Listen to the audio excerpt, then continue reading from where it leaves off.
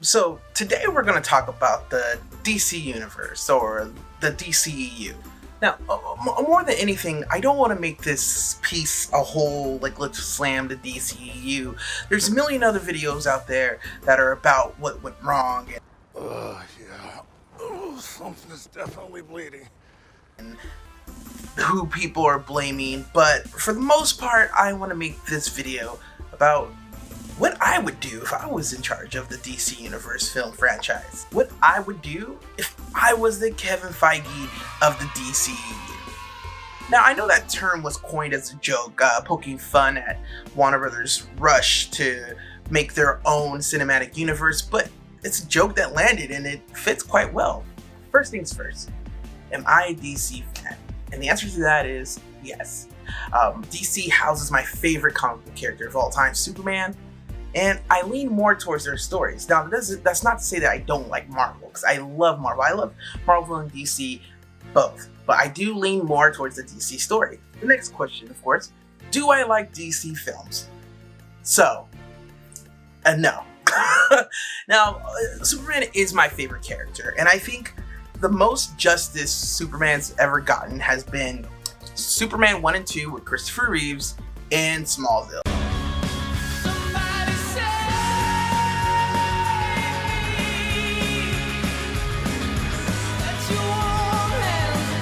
Smallville was phenomenal, and I know they fell off a little bit at some point, but they still did Superman, or early Clark Kent, justice. So next question.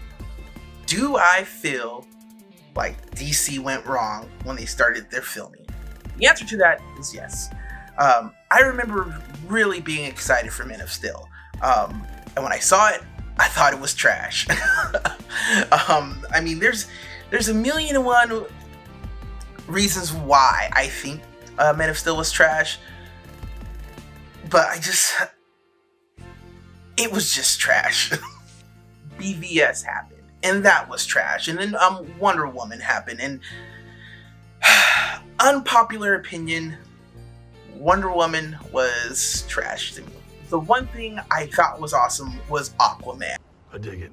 And I'm looking forward to seeing what Shazam has done or is going to do, because I think they're going at this a better way now, or a smarter way now, than they have been before. Also, I think I'm one of the few people who are not excited for the Joaquin Phoenix Joker story.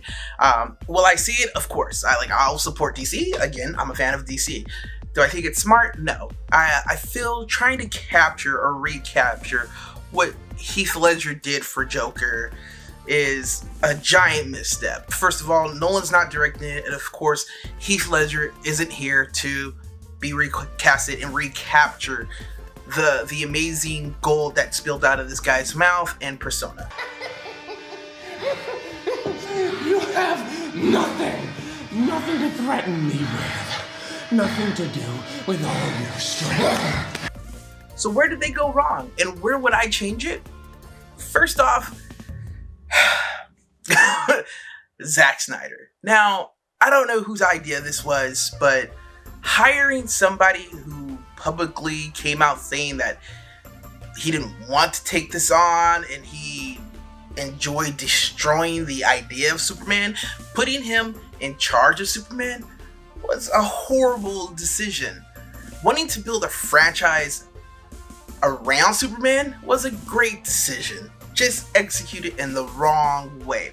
The people that they put in charge, horrible.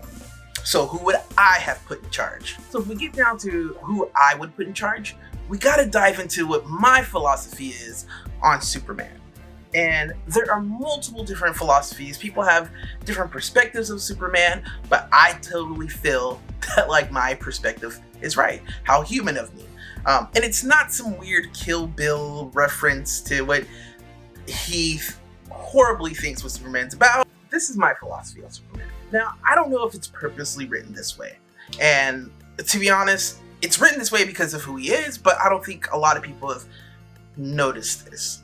Superman is written from a minority point of view. And when I say minority, I mean African American, Latino American, Mexican American, Asian American, whatever minority group you could think of. This is the perspective of Superman. Now, I don't want to really make this about me or anything like that, but what I would say is, like, okay, so my perspective would be, no matter what he does, no matter the civil rights movement, no matter the We Shall Overcome movement, or no matter how many Barack Obamas are in office, right? There's always going to be some headline about some African American kid, some black kid, however you identify, or just some American kid getting shot because of the color of his skin. So, and no matter what this African American race does on this planet, they will always be seen as other, right? So no matter how many Super Bowls, no matter how many cures of cancer, no matter how many microchips we invent, there's always going to be an asterisk, because some certain people are always going to treat us like the other. That being said, that's pretty much Superman's entire life. This guy, he, from birth, the only thing he knows, and understand, there is no moment of attachment for Kal-El to his mother, okay? His attachment is to Martha Kent, okay? Martha and Jonathan Kent. So he's pretty much American. He is American. This is all. He's grown up an Earthling. He's grown up an American. This is his world. And no matter how many people he saves, no matter how many buildings he stops from falling over, no matter how many catastrophes he's saving Earth from, there's always going to be an asterisk next to his name, because he's an alien. He's other. Superman isn't Superman because of some ideal Zod voice, or not Zod, but some Jor-El voiceover put on a repeat in his aircraft did. Superman is Superman because of the work and rearing that Jonathan Kent did. Kal-El, or Clark Kent, is Superman because of Jonathan and Martha Kent. These are ideals that they uphold it in their household, that Superman is putting forward. Side note, and we'll touch on this later, but this is the exact reason why I think Batman's relationship with Superman has always came off rocky. Because here's this guy, this farm boy, all-American guy who has no resources whatsoever, comes in, he sees that a change has to happen, and he does the work. That fucks with Batman's psyche, because he literally had to witness his parents being murdered to do good. And I know a lot of you guys are taking a deep, gasp right now, but just think about it. Just think about it. If Batman's parents survive that night and they move forward, there really is no Batman, right? He doesn't go off and he becomes this Dark Knight. None of that. He just becomes Bruce Wayne, this rich, wealthy kid who grew up in a rich, wealthy life, and probably becomes that one guy who runs Tesla, Elon Musk. Going back to Superman. So this is the philosophy of Superman. Doing what's right and doing the good thing. And as Superman grows up, he experiences this because he has these powers, but he's got to hold back. He can't do everything, all the other stuff the other kids are doing, because of he has these advantages, which kind of make him seem like a recluse, which makes him a target to get picked on and things like that. So he's this imperfect person. So the idea that a lot of people hold on to, which is the idea started by, like I said earlier, this Kill Bill thing, is Clark is what Superman thinks of the human race. Clark is Clark. Superman is what Clark thinks his parents, the image that Clark thinks his parents think he should be. Like, that's him. Like, that he wants to be. So Superman is the mask that Clark puts on. He's that guy who always does what's right, because Clark doesn't always do what's right. That being said, so you have this kid who's cut off from his culture, right? He doesn't, anything he learns about his true culture, who he truly is he learns from third parties, or like I said earlier, voiceovers. And if anybody has ever been a part of an adoption or the foster program, like you know that like you mesh well with your family. You love your family, your adopted family, your foster family, but there's always this piece of you that wonders about if you have siblings, like what they're doing, or if your parents aren't alive, or your parents are kind of around, your bio parents, you kind of wonder what they're doing. And this is Superman. Like, Superman's like, I'm cut off from my heritage, I'm cut off from any other Kryptonian that may be able to tell me something, and he's got to hold in all his powers. He's constantly being picked on. He doesn't know if he's making the right decisions. If he can't use, his parents are totally against him using his powers for personal benefit. And it's about, he's this kid always trying to do the right thing, and he always messes up. So the audience that gets this the most is minority audience. And not to cut off from the other general population, because everybody else understands not being able to live up to your parents' expectations, or not being able to do what's right all the time, to give in to certain wants and needs. So everybody's been there. But to make Superman more approachable and more relatable, this is the point of view you want to write from. So for this reason, my writing team would be Ryan Coogler and Robert Joe Cole. They did an awesome job. Cole did an awesome job at Sorry for Bothering You. Ryan does at the Fruitvale Station, Black Panther, Creed. So bringing these two on to take on Superman and this new light would be great. So, and if I have to pick apart one thing about the Man of Steel franchise, is that Clark would never let his dad die. You're dealing with an individual who can move faster than a speeding bullet, who could almost outrun the Flash. He could have saved his dad with no issue. But the nugget I would love to keep in there is the killing of Zod.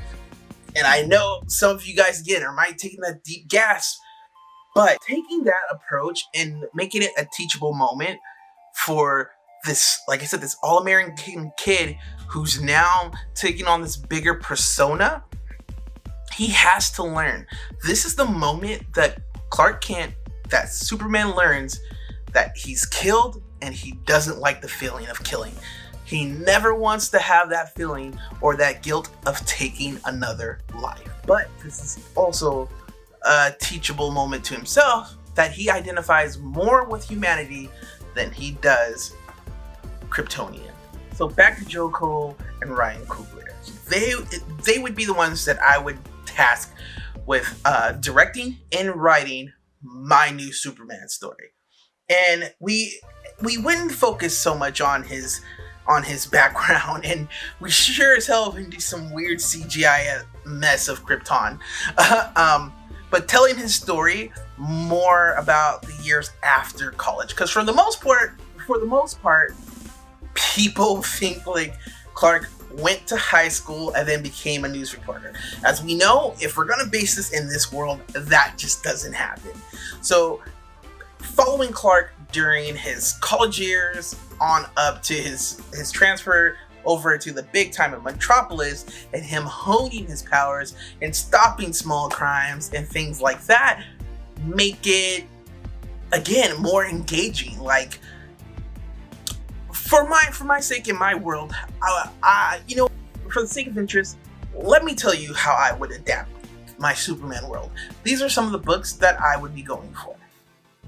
So I would be pulling from Superman Birthright, The Last Son, American Alien, definitely from American Alien. And with these books, you're able to adapt Freak in his college years, moving on up to his adulting time.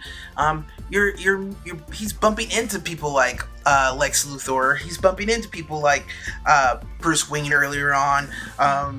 There's some cool ass stories in American Alien where he there's some cool ass stories in American Alien where he runs into Deathstroke, and Deathstroke tries to kill him, and he can't because he's bulletproof. But it's like, whoa, you know what I mean? Like, he's running into these guys earlier on, and he's kind of making this Rolodex of people he has seen or dealt with or heard about, like his ears to the ground, and he's hearing these things, and he's able to like stop certain things, and he's also growing as a hero. So we see him grow into like this. We see him grow into Superman. I think that would make a more engaging story than blowing up half of Metropolis or all of Metropolis. It's absolutely ridiculous. Who would my villain be for this world? Well, starting off, I would definitely have it be Lex Luthor. And I think, again, Lex Luthor is another character that's not understood correctly, or he doesn't, for whatever reason, is not transferred over to film, right? So I had a friend ask me, who would win in a fight, Lex Luthor or Bruce Wayne? Without even thinking about this, Lex Luthor. And my friend was like, how? It's Batman. Batman always figures out a way, and all this other Batman quotes Batman fans say. And I'll give you that. Batman always figures out a way. But the reason why Lex is a Superman issue is because in canon, Lex is the smartest human on the planet, which means he is able to outthink, outsmart, and outmaneuver anything Batman has to offer. And that's what makes him a threat. And that's not really transported over to film for whatever reason. He's usually this charismatic asshole or this bumbling fool that happens to be kind of a genius, when in actuality he's this murdering genius. So the idea of having Lex Luthor as still the main villain in my world and playing around with maybe he finds kryptonite, and he's been playing around with kryptonite with sort of a new energy. So maybe he is playing with kryptonite as a new form of energy, and he builds maybe these sentry robots to kind of watch Superman, or maybe as a new line of defense, because who watches the Watchmen, right? And unknowingly to him, he creates Metallo, or knowingly. And so this enters in Superman's new fight. He has to stop this thing, but you also get to see how smart Lex Luthor is and how much of a threat he truly is. Making him a true mental threat to Superman is awesome, and you also get to highlight the fact that Superman's brain is like a computer. This man has speed reading. Like, he's actually very smart. In the grand scheme of things in the Justice League, the one thing Superman has over his other League members is, one, his strength, and in my opinion too, he's incredibly smart. Like, it doesn't take him long to understand things. So building my world, me being the Kevin Feige of my DC universe, that's how I would build it. If I'm building a franchise around Superman, yeah, we're gonna do some quick little flashbacks to maybe his youth, but we're gonna focus on his later college years moving into Metropolis. We're gonna focus on Lex Luthor actually being a threat, and we're gonna focus on him meeting all these villains and characters in the world as new and fresh faces, and how he reacts to it. So this is what I like, and that's how I would go about it. I'm curious to know what you guys think of my idea, and I'm curious to know what your ideas would be. Leave those in the comments. As usual, guys, please like and subscribe. As usual, go over to my Instagram. You guys can like and follow me over there. Always got some awesome giveaways going on both places. Yeah, but as usual, guys, stay excellent, and I'll catch you guys later.